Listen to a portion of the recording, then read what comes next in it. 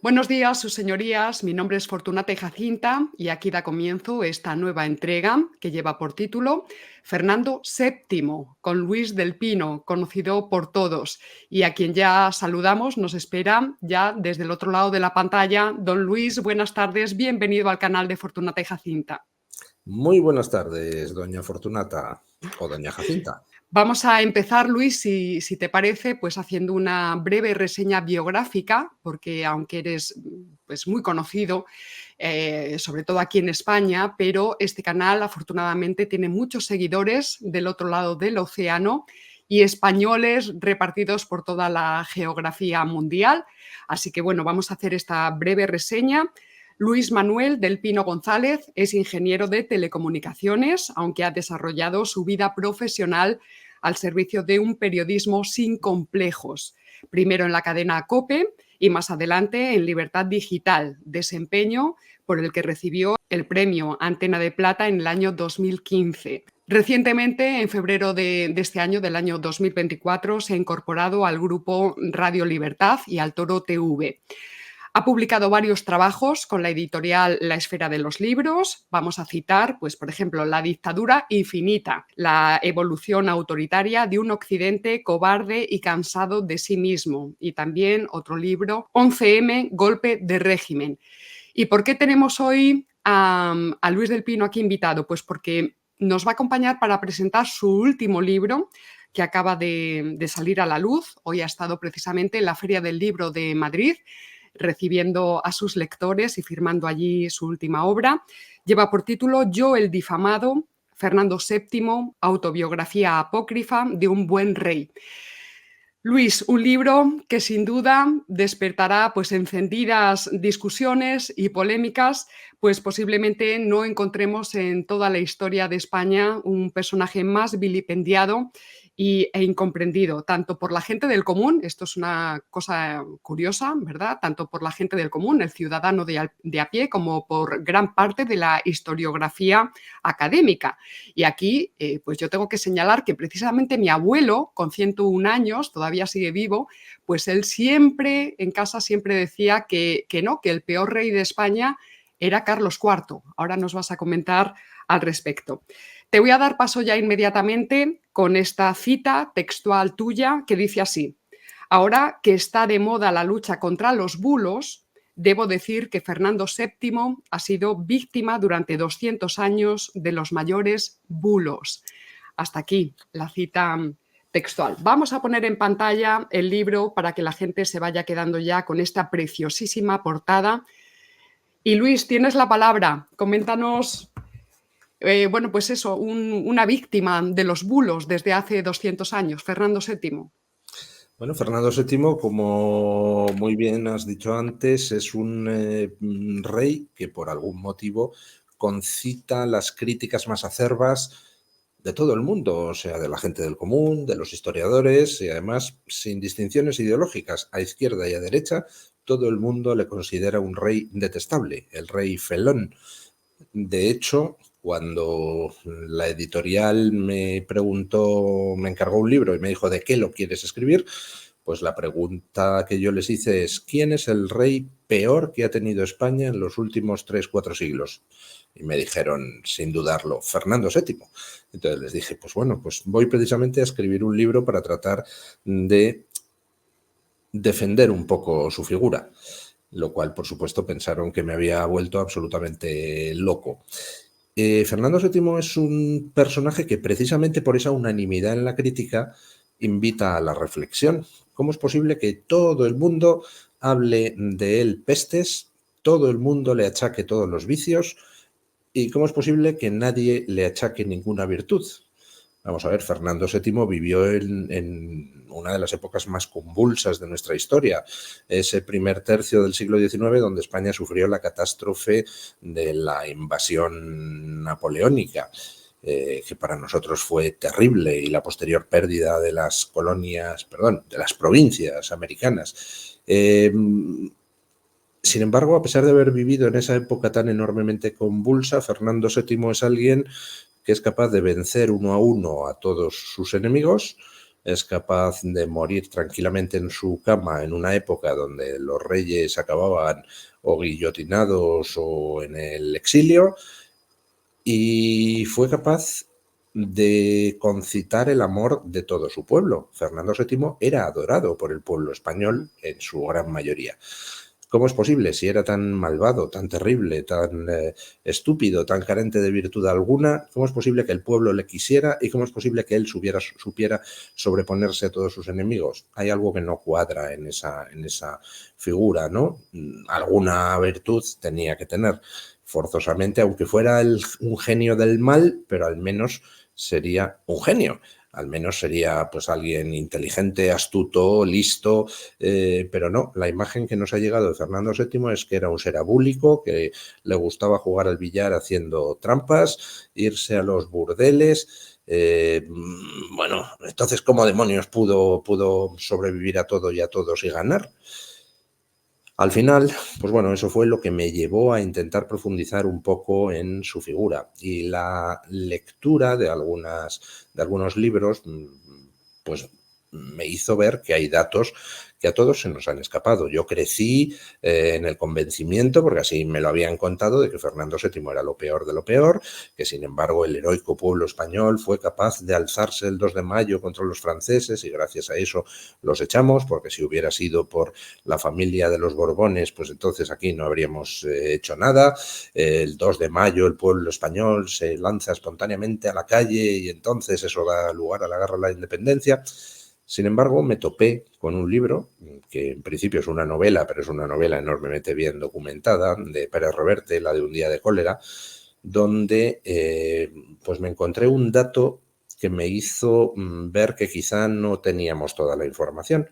Acudiendo a las fuentes de las que había bebido Pérez Reverte, que se documenta muy bien para todo lo que escribe, pues estuve analizando lo que eran las listas de muertos del 2 de mayo. Y allí me topé con la sorpresa de que aquel 2 de mayo, 1 de cada 20 muertos eran servidores directos de Fernando VII, personal de la Casa Real venido desde pueblos del contorno de Madrid. Y la segunda sorpresa que me llevé es que, en contra de la idea que hay de que el 2 de mayo, espontáneamente, al ver que se llevaban a los últimos miembros de la familia real hacia Francia, el pueblo español se lanzó a las calles, pues no es así. El día anterior, el 1 de mayo, ya había empezado a llegar gente desde los contornos, entre ellos servidores de Fernando VII, para participar en el alzamiento del día siguiente. Es decir, no había sido un alzamiento espontáneo, como nos han contado. Fue un alzamiento organizado por los hombres de Fernando VII. Claro, aquello chocaba un poco con otra cosa que nos han contado de Fernando VII. Si Fernando VII y sus hombres fueron los que organizaron el 2 de mayo, es decir, fueron los que intentaron resistirse a Napoleón, pues entonces no es posible, como nos cuentan, que Fernando VII fuera un cobarde que entregara a Napoleón la corona sin más en Bayona. Está claro que había intentado resistirse, por ejemplo, alzando al pueblo en armas.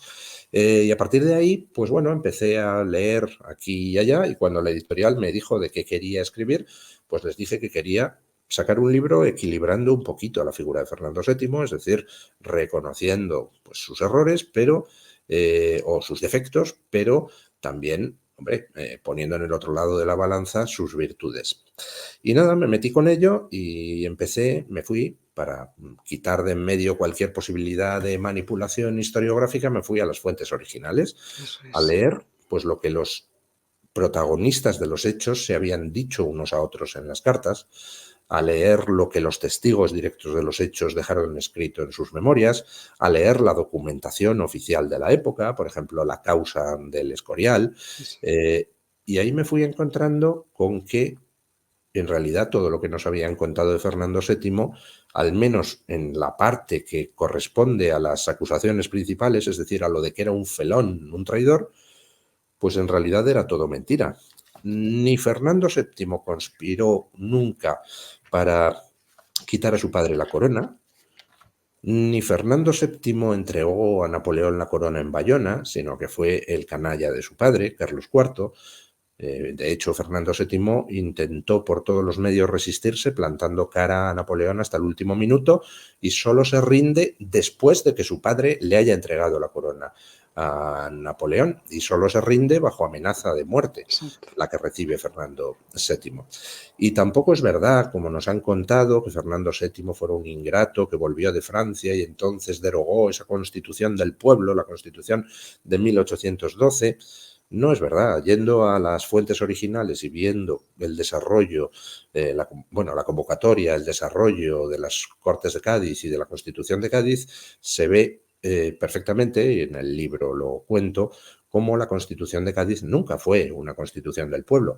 La Constitución de Cádiz fue una constitución hecha por una reducidísima casta política que era la refugiada en Cádiz, en contra de la opinión del pueblo y dando un golpe de Estado contra Fernando VII. Básicamente, cuando Fernando VII le arrebata a Napoleón la corona en Bayona, pues bueno, se produce un golpe de Estado por parte de Napoleón que le quita al rey legítimo, a Fernando VII, su trono. Entonces el pueblo español comienza a luchar contra los franceses defendiendo a su patria y a su rey. Y 2 años más tarde, 2 años largos más tarde, pues una serie de políticos reunidos en Cádiz deciden que, aprovechando que Fernando VII está cautivo, pues van a hacerse ellos con la soberanía, declarando la soberanía de las Cortes sobre el rey. Ya el simple hecho de que hicieran eso constituye un golpe de Estado en toda regla, porque están quitando al rey legítimo su soberanía para asumirla ellos. Si tuvieran al menos alguna representatividad o algún mandato del pueblo español para hacerlo, podría haber una disculpa, pero es que tampoco lo tenían, y en el libro cuento cómo no representaban absolutamente a nadie por una sencilla razón, y es que ¿cómo demonios puedes hacer unas elecciones constituyentes en un país, más de la mitad del cual está ocupado por los franceses? ¿Cómo narices van a votar las provincias ocupadas? Al final, en las Cortes de Cádiz, pues se presentaron simplemente 4 docenas de diputados de los 300 que tenía que haber habido, y lo que se produce es una nominación absolutamente fraudulenta de otros 50 diputados para tratar de salvar un poco la cara por parte de las Cortes y dar su golpe de Estado del 24 de septiembre de 1810, asumiendo la soberanía. Pensemos en qué clase de persona hay que ser para, mientras tu país está invadido por una potencia extranjera, mientras el pueblo está combatiendo contra los franceses por su patria y por su rey, decidir hacer un golpe de Estado en Cádiz, asumiendo, sin tener ninguna legitimidad para ello, la soberanía y quitándosela a Fernando VII. Hay que ser particularmente, en fin, canallesco para aprovechar la invasión francesa con el fin de sacar adelante tu agenda política. Cuando Fernando VII vuelve de Francia, lo que hace es pura y simplemente devolver la situación al momento exacto en que Napoleón le arrebató la corona. Es decir, él vuelve a asumir el poder, que era un poder como rey soberano, que es exactamente lo que estaba pasando en toda Europa. Es decir, Fernando VII no traiciona ninguna constitución del pueblo, porque el pueblo no se había dado ninguna constitución. Fernando VII deroga la Constitución de Cádiz con el apoyo de la inmensa mayoría del pueblo, con el apoyo de todas las potencias extranjeras, con el apoyo del ejército, con el apoyo de buena parte de la prensa e incluso con el apoyo de 1/3 de los diputados de las Cortes de Cádiz. Por tanto, ni conspiró contra su padre, no fue traidor a su padre, ni fue traidor a España entregando la corona a Napoleón, porque no se la entregó él, ni tampoco fue traidor al pueblo derogando la Constitución de 1812, porque la Constitución de 1812 no era la Constitución del pueblo.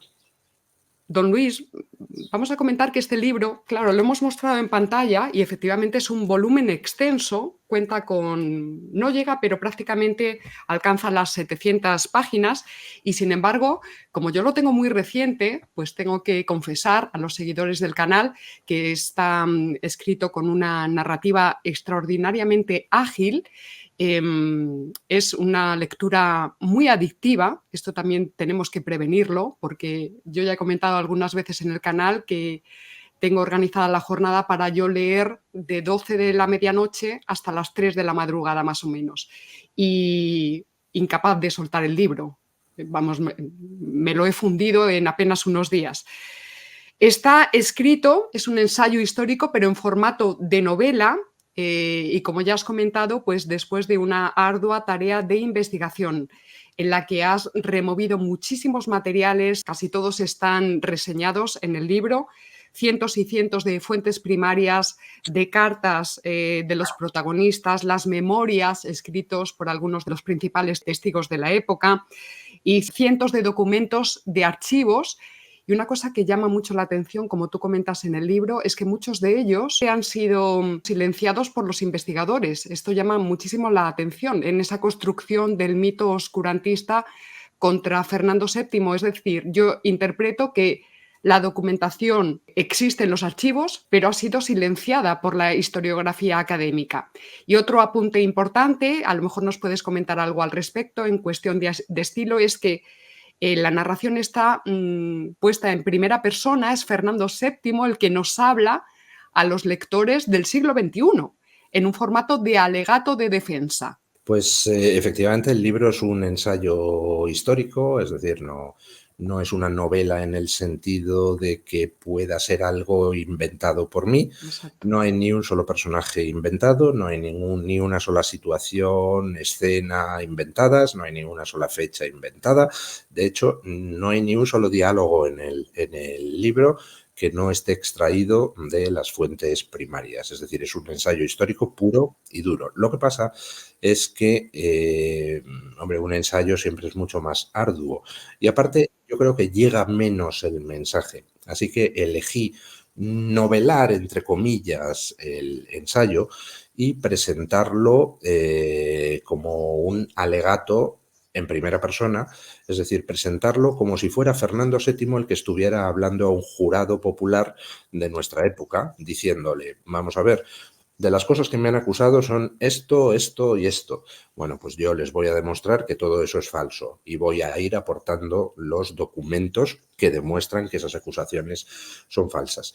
Y de esa manera, pues hombre, la lectura se hace más amena que si fuera un ensayo y también pues permite meterse un poco en el personaje, que es lo que yo he procurado hacer en el libro.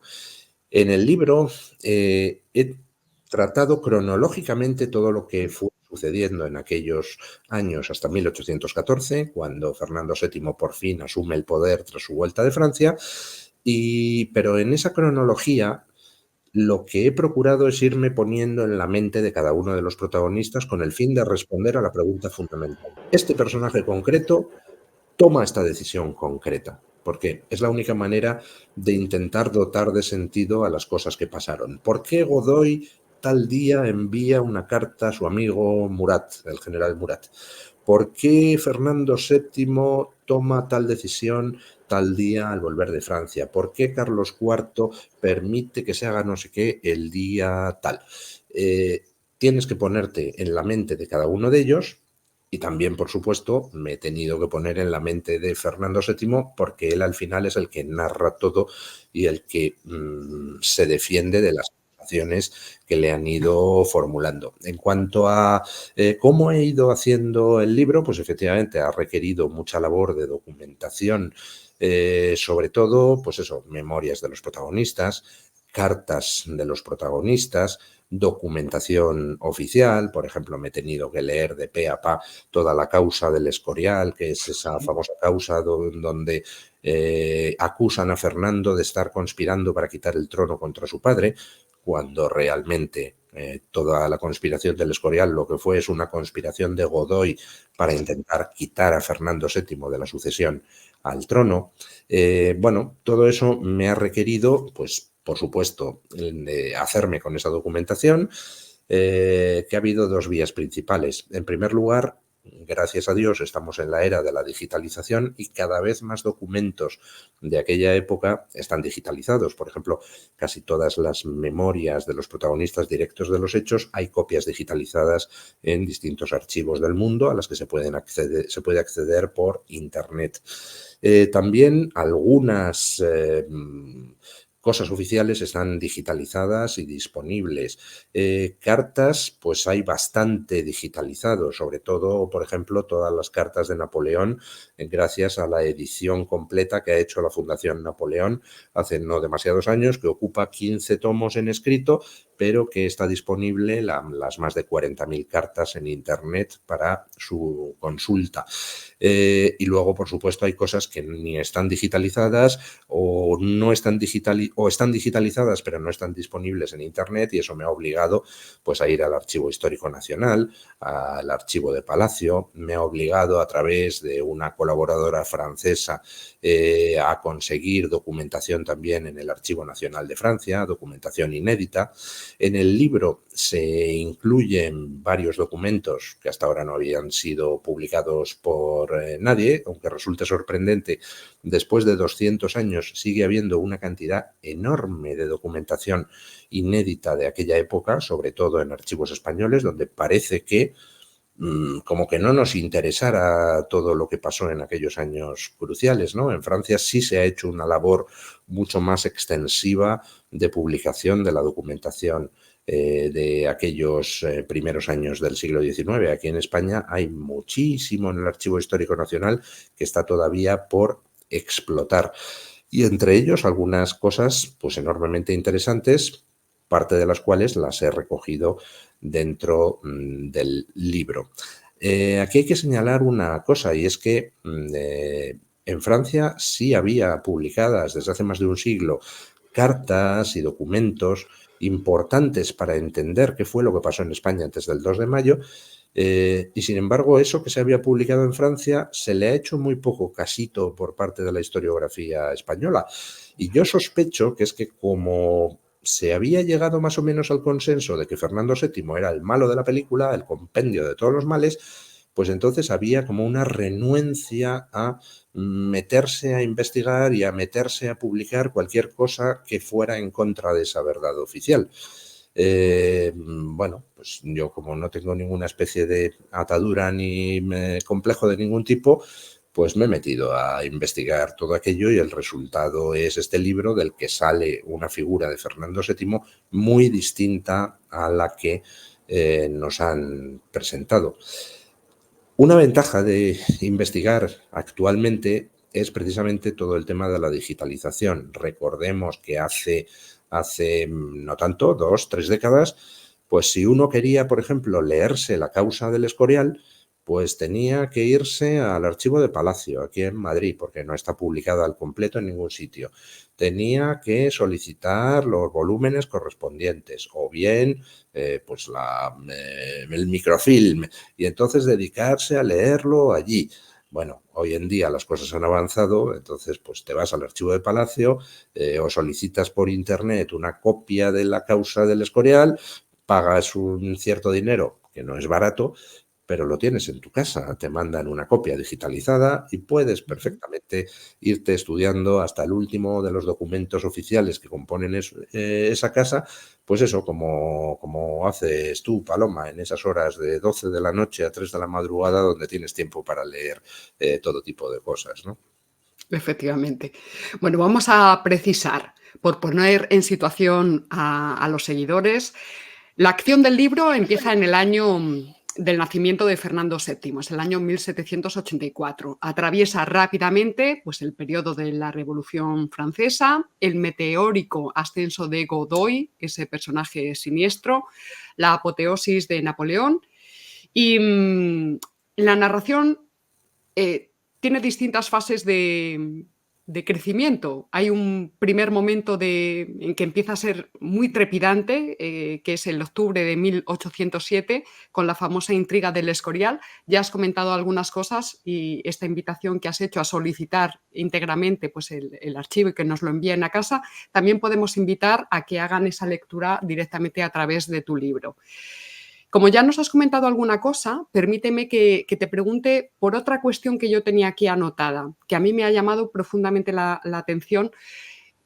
Es la figura del chambelán de Napoleón, el señor Tournon, pero en el libro citas no a muchos, pero sí que tengo en la cabeza que son un par de asesores o de asistentes o de consejeros o de personas muy cercanas a Napoleón que le están rápidamente haciendo entender la complejidad de la realidad española, alertando a Napoleón precisamente de los peligros de llevar a cabo acciones imprudentes y cómo en ninguno de estos casos Napoleón pues presta atención, no les hace caso. En relación al señor Tournon, por ejemplo, o de algún otro consejero de Napoleón, ¿qué nos puedes comentar acerca de estos avisos que se le están haciendo y que él ningunea?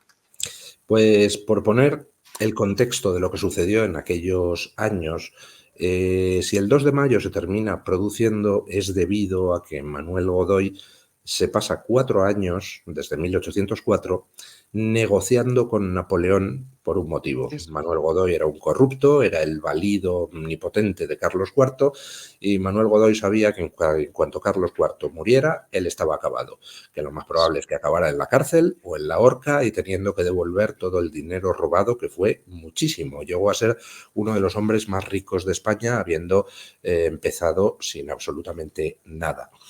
Entonces, ¿qué se le ocurre a Manuel Godoy para intentar blindarse tras la muerte de Carlos IV? Pues se le ocurre negociar con Napoleón para conseguir que Napoleón le nombre rey de algún trozo de Portugal. De esa manera, a la muerte de Carlos IV, él se iría a reinar en un trozo de Portugal y quedaría fuera del alcance de la venganza de Fernando VII. Todas esas negociaciones se producen a lo largo de 4 años. Lo que pasa es que Godoy pues tampoco era intelectualmente un Einstein y Napoleón era infinitamente más inteligente y astuto que él y le torea de mala manera, haciendo que Godoy sacrifique toda la política exterior española y la ponga al servicio de Francia, sin llegar nunca a confirmarle a Godoy que le va a dar nada de nada. Con lo cual, cuando llega el momento donde la acción se empieza a acelerar, que es en octubre de 1807, ya las tropas francesas están entrando en España para ocupar Portugal, pero Napoleón todavía no le ha dado ninguna garantía a Godoy, con lo cual Godoy se empieza a poner nervioso y se le ocurre activar un plan B en el que ya estaba trabajando desde hacía tiempo también, que es apartar a Fernando VII de la sucesión a la corona. Si lograra apartar a Fernando VII, podría lograr que a la muerte de Carlos IV pues accediera uno de los hermanos menores de Fernando, que odiaban a Godoy menos, o bien que le nombraran a Godoy regente.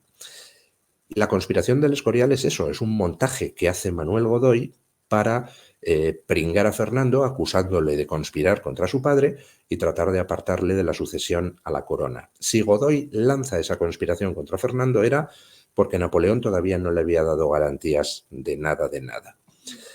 Bueno, pues Napoleón, cuando se entera en Francia de aquello de la conspiración del Escorial, que están acusando a Fernando VII de conspirar contra su padre, empieza a ver que en España está pasando algo raro y que sus planes de hacerse con el trono de España, aprovechando que Godoy es bastante limitado intelectualmente, pues ve que pueden empezar a peligrar.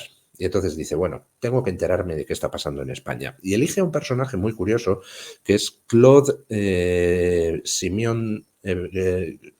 Tournon Simiane, que es un hijo de unos nobles de poca monta franceses de antes de la Revolución y que era un hombre joven y brillantísimo, uno de sus chambelanes, y estaba dotado de, de unas particulares capacidades de observación y le envía a España a que explore el terreno, hable con todos, especialmente con la familia real, y le informe de qué demonios está pasando en España y cuál es el mejor curso de acción. Y Tournon le hace un informe, una serie de informes a Napoleón muy perspicaces sobre lo que era España, sobre lo que era la familia real, y entonces le cuenta a Napoleón cómo son las cosas, que en España hay un valido de Carlos IV que se llama Manuel Godoy, que es odiado por todo el mundo, que a la inversa el heredero de la corona, Fernando VII, es apoyado por todo el mundo y adorado por el pueblo, y que, por tanto, si lo que quiere Francia es tener un aliado fiel, pues lo que tiene que hacer Napoleón es ayudar a quitar de en medio a Manuel Godoy y apoyar el que llegue al trono Fernando VII, porque de esa manera pues tienes a España con un rey que es querido por todo el mundo y como aliado de los franceses. Y la recomendación de Tournon fue: Napoleón trata de apoyarte en Fernando VII y así pues tienes un aliado fiel. Problema, pues que Tournon no era el único que informaba a Napoleón y había otras 2 personas mandando desde España informes. Una de ellas es el embajador Beauharnais, que también entendía muy bien el carácter de los españoles y la situación en España, y también aconsejó a Napoleón apoyarse en Fernando VII, apoyar a Fernando VII y ayudarle a quitar de en medio a Godoy. Pero había otro personaje, que era Murat, el general Murat, al que había enviado Napoleón a Madrid para tomar con las tropas francesas Madrid, de cara a tenerlo controlado para lo que hubiera que hacer, bien apoyar al final a Fernando VII, bien quitar a Godoy, bien quitar a los Borbones y poner a un hermano suyo en el trono, que no lo tenía todavía demasiado claro Napoleón. Y el problema es que Murat era un hombre enormemente ambicioso, que quería que Napoleón le nombrara a él, que para algo era cuñado suyo, rey de España. Y además Murat tenía el problema de que era un general muy brillante, era un hombre valiente, muy buen comandante de soldados, pero para la diplomacia era un absoluto desastre y no comprendía al pueblo español, al que miraba con bastante desprecio. Y hay, dentro de la correspondencia de Napoleón, de Murat, de Tournon, de Beauharnais, se ve perfectamente cómo Napoleón y Murat compartían una serie de prejuicios que, sin embargo, Tournon y Beauharnais no tenían. Por ejemplo, el prejuicio de que España era un país dominado por clérigos oscurantistas, es decir, por una iglesia medievalizante, y que por tanto el pueblo español saludaría jubiloso que les quitaran de en medio a todos esos curas retrógrados y a todos los nobles decadentes. Es decir, Napoleón y Murat, que eran soldados criados a los pechos de la Revolución Francesa, pensaban que España era Francia. Pensaban que el pueblo español, su relación con el clero y con la nobleza era la misma que la del pueblo francés con el clero y la nobleza, y no se daban cuenta de que no tenía nada que ver, que en España no había clérigos oscurantistas medievalizantes. O sea, algunas de los mayores logros intelectuales en España han sido precisamente protagonizados por hombres de iglesia, desde la literatura hasta, por ejemplo, la Escuela de Salamanca. En fin, que en España hemos tenido a Fray Luis de León, y hemos tenido músicos maravillosos que eran clérigos, y hemos tenido filósofos que eran clérigos, y no era para nada esa iglesia oscurantista que Napoleón creía. Con lo cual, ¿qué pasó? Pues que Napoleón, teniendo buenos consejos por un lado de Tournon, su chambelán, y de Beauharnais, su embajador, por otro lado tenía otros consejos absolutamente mediatizados por los prejuicios, que eran los de Murat, pero es que eran los mismos prejuicios que tenía Napoleón. Con lo cual, ¿qué decidió Napoleón? Creer lo que Murat le decía, que es que vamos a poder conquistar esto, vamos a poder hacernos con el poder en España sin ningún problema, porque la gente saludará jubilosa que les quitemos de encima a todos estos borbones y curas y nobles. Y gracias a eso, pues Napoleón se equivocó y nos llevó a nosotros al desastre de la invasión napoleónica, y se llevó a sí mismo al desastre. De hecho, una de las cosas graciosas, viendo la documentación de la época y viendo pues los análisis que van haciendo los distintos protagonistas antes de tomar sus decisiones, es precisamente ver cómo los hombres de Fernando VII y el propio Fernando VII no se podían creer que Napoleón fuera tan idiota como para, pudiendo tener un aliado fiel apoyando a Fernando VII y a los Borbones en España, quitarles de en medio para ocupar el país y provocar una guerra. No podían entenderlo. Decían, vamos a ver, ¿pero qué gana Napoleón? Si hace esto, España va a ir a la guerra con Francia, el pueblo va a luchar contra los franceses, entonces va a necesitar muchísima sangre para intentar simplemente mantener el control de España. ¿Cómo va a hacer esta estupidez? Y de hecho, en Bayona, en las conversaciones con Napoleón, se lo intentan hacer ver. Dicen, pero vamos a ver, que nosotros somos un país aliado desde hace muchos años de Francia.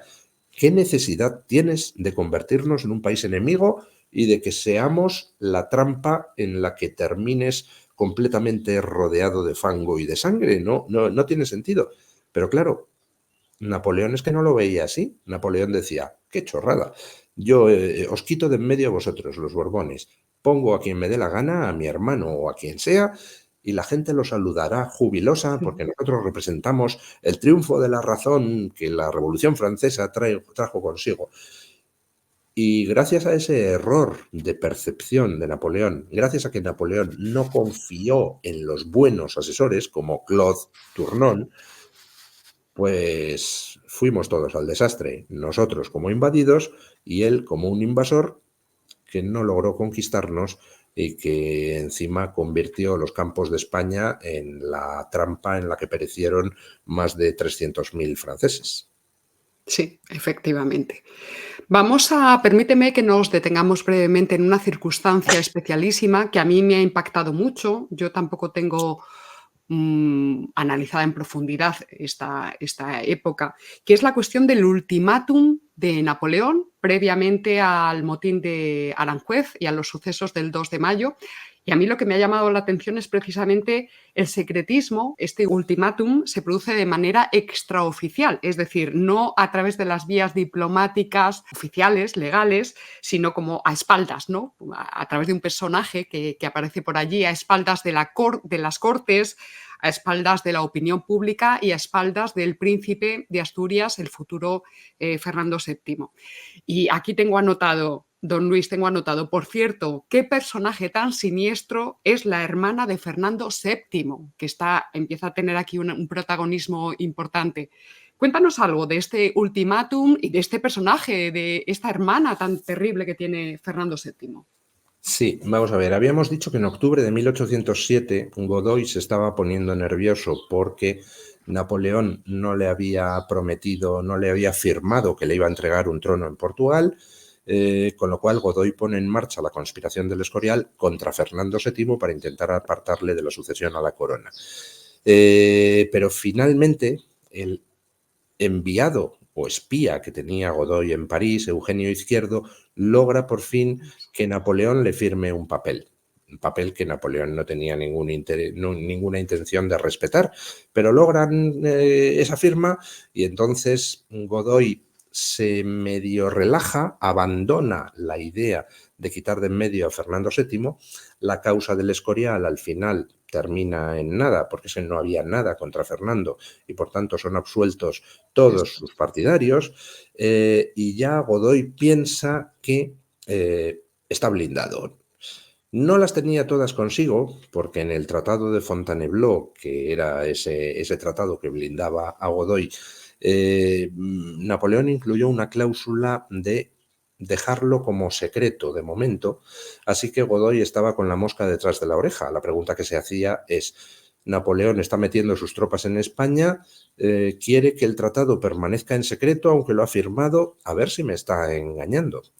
Y entonces cuando está en esas dudas de ¿me está engañando Napoleón o no me está engañando?, resulta que Napoleón, como ve que Godoy está desesperado cada vez más, le manda un ultimátum a Carlos IV y a Godoy por vía de Eugenio Izquierdo, ese espía que tenía Godoy en París. Y el ultimátum consistía en lo siguiente: aunque he firmado con vosotros que te voy a dar a ti un trozo de Portugal, a Godoy, para que reines sobre él, realmente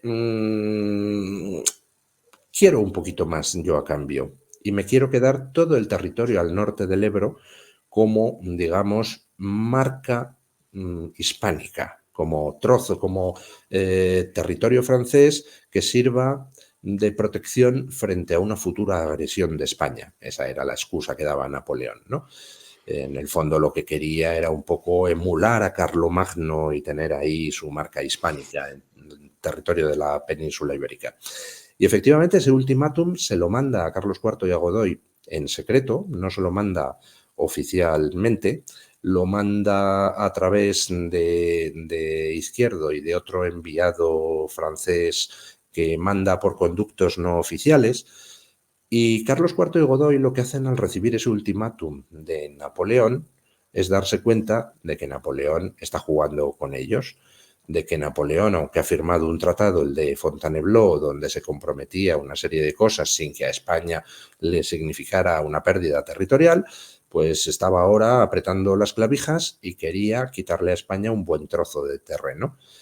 Y entonces lo que hacen Carlos IV y Godoy es intentar a la desesperada pues mandar una contrapropuesta a Napoleón, le ocultan todo el tema a Fernando VII y a todo el mundo, los únicos que lo conocían eran Carlos IV, su mujer, la hija, María Luisa, ex reina de Etruria, y Godoy. Y entonces, al mismo tiempo, como ven que Napoleón está jugando con ellos, pues deciden largarse de España, huir hacia el sur para embarcarse camino a Sudamérica, dejando aquí al pueblo español tirado, pues igual que la corte portuguesa se fue a Brasil, dejando a los portugueses a merced de los franceses. Y ahí es donde ya entramos en la siguiente fase del drama. Se produce el motín de Aranjuez cuando empieza a conocerse por parte de todo el mundo que la corte pretende huir. El motín de Aranjuez obliga a Carlos IV a destituir a Godoy.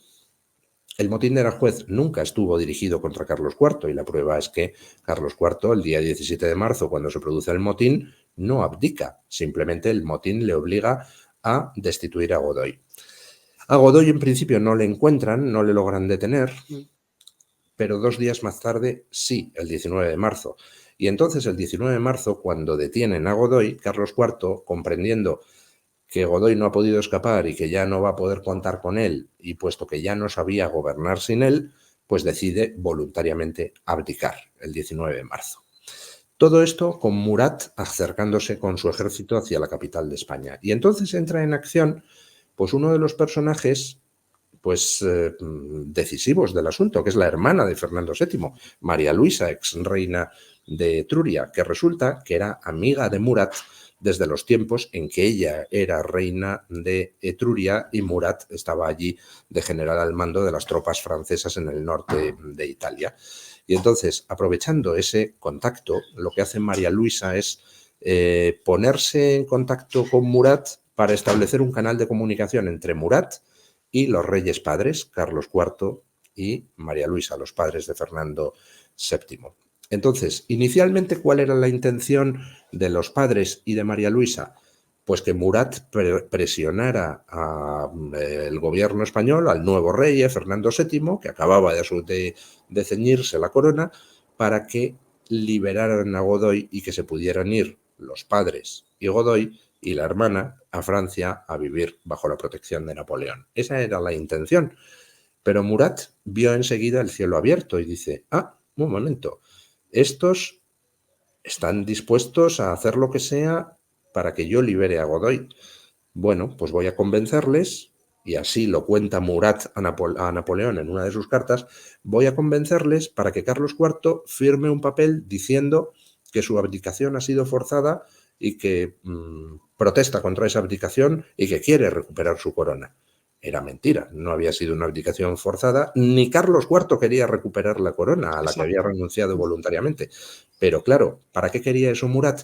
Pues porque armado con ese papel podía negarse a reconocer a Fernando VII como nuevo rey y así Napoleón podría decir, el padre ha abdicado, el hijo realmente ha forzado a abdicar al padre, España está sin rey, porque no puedo reconocer así a Fernando VII, por tanto yo me hago cargo, españoles, de la corona de España y voy a nombrar aquí a uno de mis hermanos.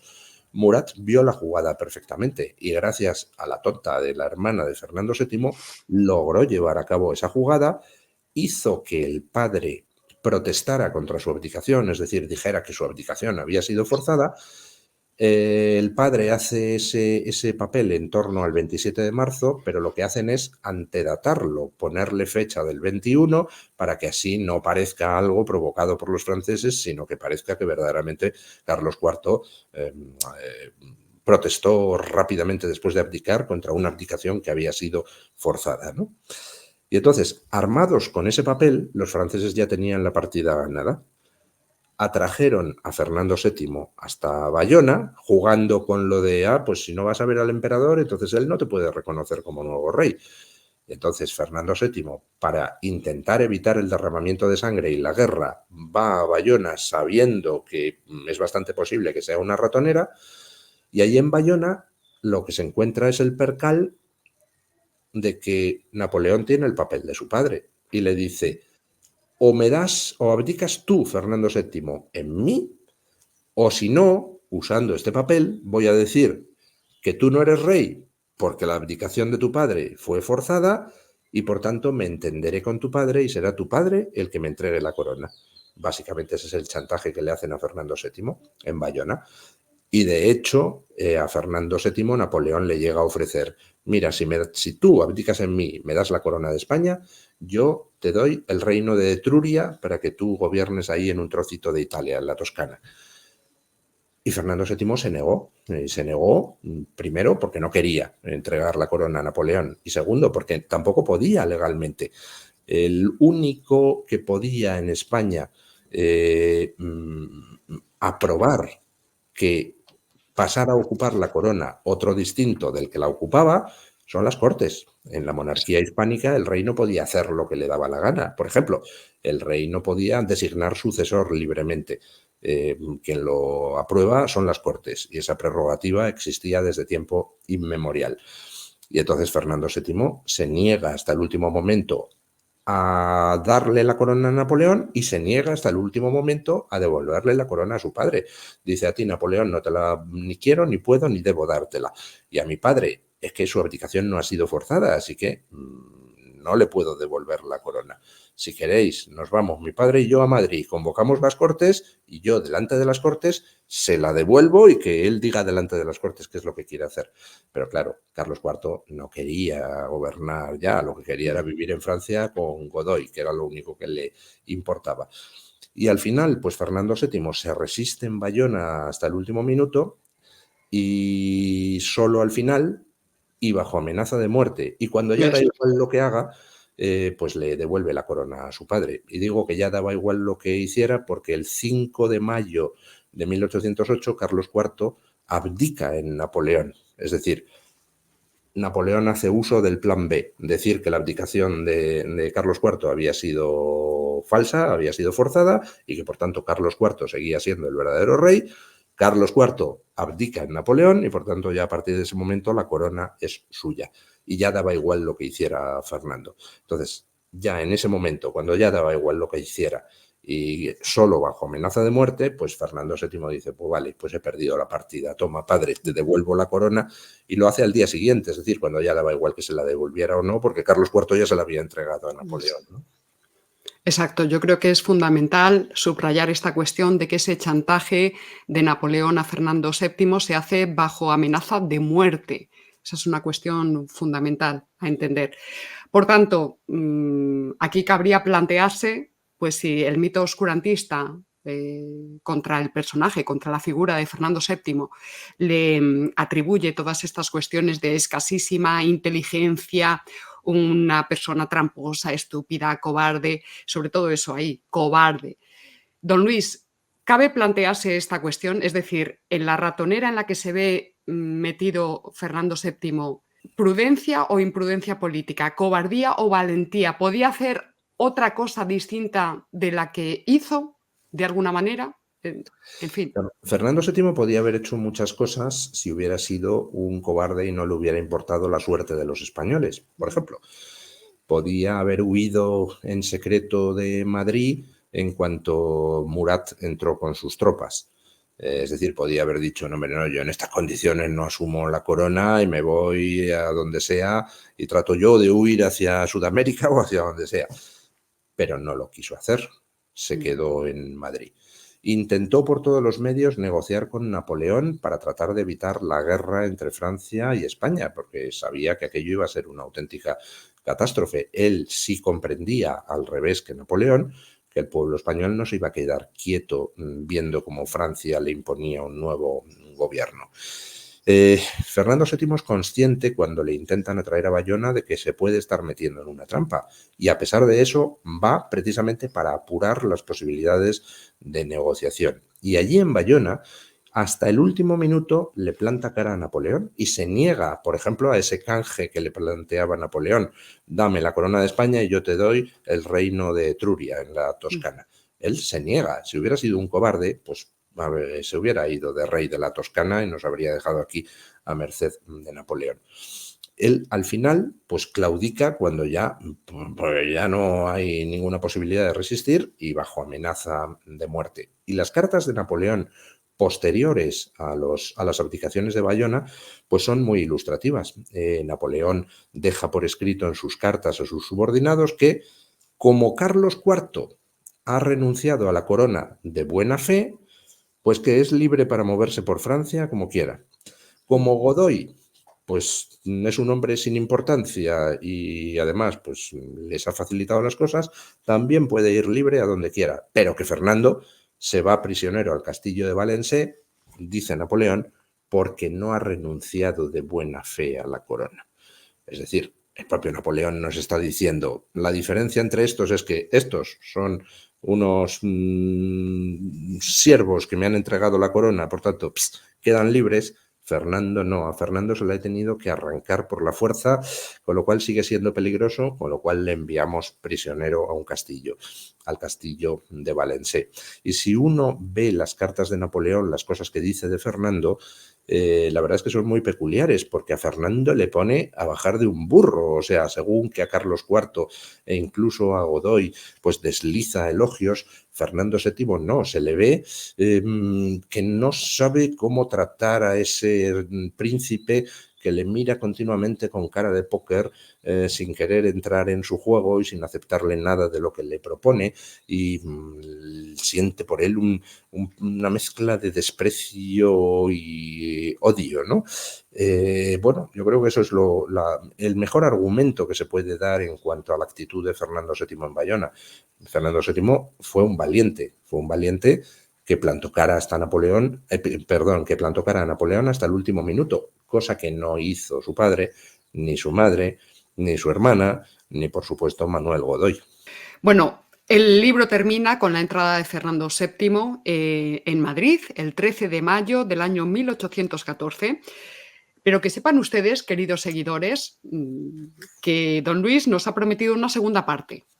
Bueno, vamos a ver, si el libro va bien, entonces yo creo que ya es responsabilidad nuestra hacernos con el libro, porque aunque él nos ha hecho una narración pues muy ágil, pero realmente es sorprendente tener el libro en las manos, porque todas estas conversaciones, todas las cartas entre Murat, la hermana de Fernando VII, Napoleón, evidentemente todas no, pero muchísimas están transcritas literalmente en el libro, de manera que la lectura, créanme ustedes, que se hace muy entretenida, muy jugosa y además trepidante. O sea, hay un suspense constante hasta la entrada de Fernando VII en Madrid.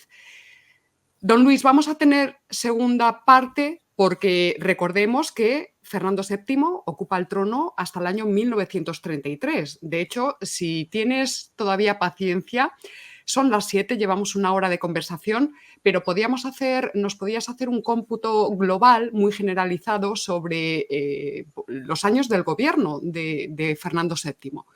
¿Cómo lo ves? ¿Te vas a animar a la segunda parte? Hombre, pues yo, desde luego, si este libro tiene buena acogida, pues encantadísimo de meterme en la segunda parte, aunque la segunda parte, pues la verdad es que si alguien me quitara el trabajo, es decir, si alguien se molesta en sacar verdaderamente un análisis del gobierno de Fernando VII un poquito objetivo, pues hombre, me quitaría esa carga de encima y no necesitaría hacer esa segunda parte de mi obra. Vamos a ver, el libro, Yo, el difamado, acaba en 1814 cuando Fernando VII asume por fin la corona después de haber derrotado a Godoy y a Napoleón, a los dos, y a las Cortes de Cádiz. Y a las Cortes, sí. ¿Y por qué acaba ahí? Pues porque realmente las acusaciones contra Fernando VII, las acusaciones fundamentales son las de felonía, es decir, las de que fue un traidor. Las de que traicionó a su padre, traicionó a España en Bayona, traicionó al pueblo derogando la Constitución de Cádiz. Entonces, en mi libro en lo que me centro es en desmontar todas esas acusaciones de felonía, demostrar que nunca fue Fernando VII un traidor, nunca fue un felón. y por tanto su ascenso al trono fue legítimo en 1814. Los detractores de Fernando VII, por el contrario, nos han dado un montón de información que no es correcta para tratar de demostrar que sí que fue un traidor, y han ocultado información que demuestra que no lo fue. ¿Por qué? Pues porque el interés era demostrar que Fernando VII accede al trono en 1814 de forma ilegal. Si fue un traidor, si fue un felón, entonces su acceso al trono en 1814 no es legítimo y, por tanto, todo lo que pasó después estaría sujeto a un análisis completamente distinto. Ejemplo, si Fernando VII accedió al trono de manera ilegítima en 1814 porque fue un felón, un traidor, pues entonces todos los 14 golpes de Estado que dieron contra él durante su gobierno estarían justificados. Oiga, es que estamos intentando echar a un rey felón, por tanto somos los buenos. El rey es el malo y nosotros estamos dando golpes en nombre de la libertad y del progreso. Sin embargo, si el acceso al trono de Fernando VII en 1814 fue legítimo porque no fue un traidor ni un felón, entonces el análisis de todo su reinado es diferente, porque claro, los 14 golpes de Estado que le dieron serían golpes de Estado de personas que estarían intentando echar al rey legítimo, en algunos casos con ayuda de potencias extranjeras, por lo tanto eran traidores a su nación y por tanto Fernando VII hizo bien en reprimirles. Es completamente distinta la historia, ¿verdad? Bueno, pues esa segunda parte, es decir, ya lo que es el análisis del reinado de Fernando VII, es lo que está por hacer, pero para hacerlo hay que partir de la base correcta, que es que independientemente de lo que uno le guste o no, lo cierto es que Fernando no traicionó a nadie y su acceso al trono en 1814 fue perfectamente legal y legítimo. ¿Qué hizo Fernando VII durante su gobierno? Pues durante su gobierno, Fernando VII lo que hizo fue intentar, en primer lugar, que recuperara España de la ruina inmensa en que le había dejado la Revolución Francesa. Y lo hizo, además, teniendo que luchar contra aquellos que pretendían echarle del trono por la fuerza. Y lo hizo además luchando contra aquellos que se aliaron con potencias extranjeras para tratar de quitarle el trono a Fernando VII y no les importó ayudar a esas potencias extranjeras, por ejemplo, a que consiguieran que las provincias sudamericanas se independizaran.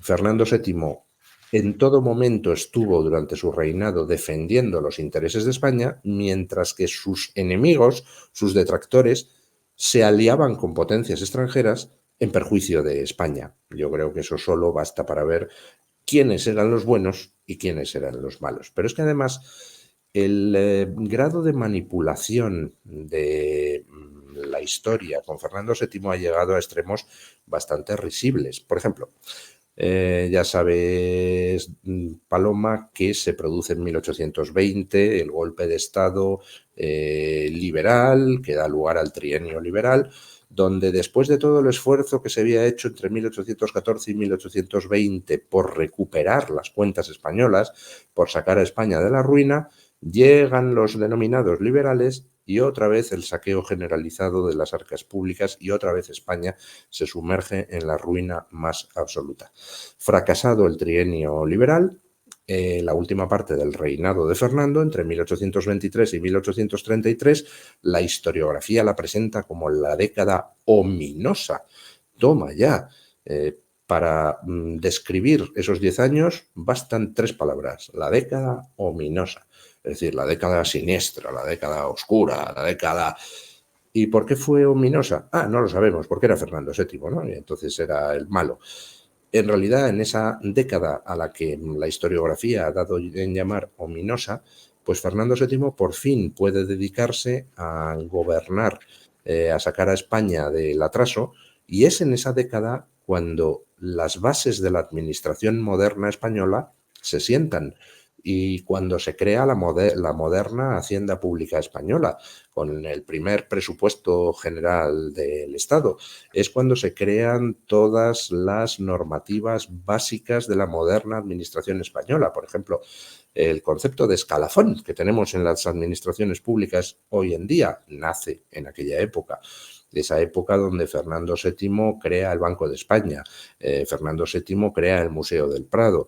Es decir, Fernando VII dedica los 10 últimos años de su vida a gobernar y a gobernar bien, y por cierto, de la mano de algunos algunos reformistas ilustrados que habían vuelto de Francia y que son los que protagonizan esa última década de gobierno de Fernando. Pero bueno, todo eso requiere un análisis mucho más detallado, especialmente el tema del papel que jugó Inglaterra en todos aquellos años en la política española, y especialmente también el papel de las independencias de los países sudamericanos. Entonces, bueno, todo eso será objeto del siguiente libro, si es que no se me adelanta nadie, que yo espero que alguien lo haga, porque Fernando VII merece que se analice objetivamente su gobierno. Pero una última consideración. Nos podemos poner a analizar lo que fue el gobierno ya de Fernando VII entre 1814 y su muerte en 1833. Y ahí, pues seguro que discutimos, seguro que decimos, no, pues esto que hizo fue mejor o peor, o esto otro no estuvo del todo bien, o no estuvo del todo mal, y ponemos en un platillo de la balanza y según lo que cada uno opine, pues a lo mejor unos dicen, bueno, pues fue un rey más malo que bueno, y otros pueden decir, pues fue un rey más bueno que malo. Pero en cualquier caso, todos ellos ya de lo que estarían hablando es de gobierno, de gestión, de cómo lo hizo como rey, pero ya no de felonías, ya no de traiciones. Es decir, tenemos que juzgar lo que fue el gobierno de Fernando VII partiendo de que, como demuestro en este libro de Yo el difamado, no fue un felón, no fue un traidor, accedió legítimamente al trono y por tanto a partir de ahí, pues ya juzguemos con objetividad lo que hizo, veamos lo que hizo de bueno, lo que hizo de malo, qué cosas podía haber hecho y no hizo, y ya podemos ponerle nota a su reinado, pero no tachar todo su reinado como si fuera simplemente el rey felón y no importa lo que hiciera, porque realmente es como estamos en estos días con respecto a Fernando VII. Como ha quedado el cliché, el rey felón, el rey traidor, nadie sabe qué hizo Fernando VII, por ejemplo, durante esos 10 años que se desdeñan con el nombre de la década ominosa. Nadie sabría citar medidas positivas hechas por Fernando, cuando las hubo y muchas. Exacto, muy bien dicho. Bueno, pues vamos a rubricar esta entrevista con una cita tuya que dice así: los enemigos a los que este rey había derrotado son los que al final lograron imponer una visión histórica de él completamente falsificada. Aquí tenemos el último trabajo de don Luis del Pino, Yo el difamado, Fernando VII, autobiografía apócrifa de un buen rey. Pues, don Luis, me queda a título personal agradecerte todo tu tiempo, todo tu esfuerzo y toda tu generosidad, primero para llevar a cabo esta labor de investigación y también por acompañarnos esta tarde en el canal de Fortunata y Jacinta. Luis, muchísimas gracias por tu compañía. Gracias a Fortunata, a Jacinta y a doña Paloma Hernández, que caramba, me siento muy Eso es. honrado de participar en tu canal y muchísimas gracias por permitirme hablar de mi libro, que espero que le guste a todo el mundo el que lo lea. Yo creo que les hará pensar, Mm. les hará repensar la concepción que tienen de Fernando VII. Y además, no lo hemos comentado, casi de forma voluntaria, lo he dejado un poquito soterrado, la cuestión del proceso de configuración histórica de las Cortes, de Cádiz, de la Pepa, que abarca pues, la última parte de tu libro. Lo vamos a dejar para que la gente penetre directamente a través de la lectura, con todos los detalles que se aprecian con el texto directamente delante de los ojos. Así que mi recomendación personal a todos los seguidores de este canal: háganse con el libro y vamos, por supuesto, también a alentar la confección de esa segunda parte. Don Luis, a lo mejor le toca a usted hacer esa segunda parte. Bueno, pues Por mi yo parte, desde encantado. luego, encantada. Bueno, muchísimas Y, gracias. Y como siempre nos vamos a despedir agradeciendo todo su apoyo y toda su lealtad a los seguidores de este canal de Fortunata y Jacinta. Nos despedimos con la frase de Sun Tzu: si no conoces a tu enemigo ni a ti mismo, perderás cada batalla. Hasta luego.